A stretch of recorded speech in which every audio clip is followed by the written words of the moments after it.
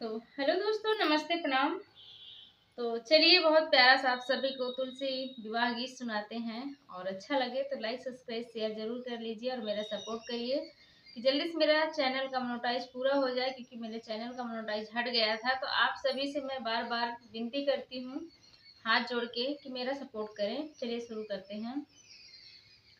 हरी हरी तुलसी माई रे, तो हरी डरिया डरिया में चार चांद लग जाई हो।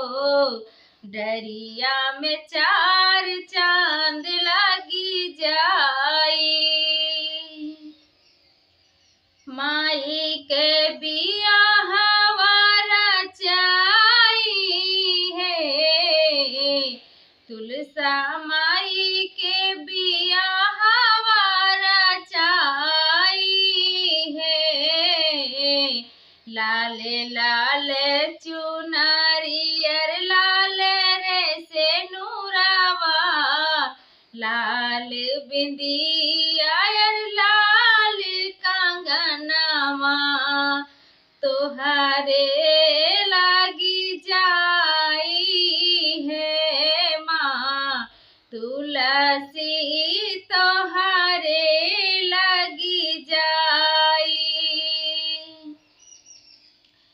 तुलसी माई तोरी हरी रे डगरिया, हरी रे डालिया, ओ में लाल चुनरिया ओढ़ाई है।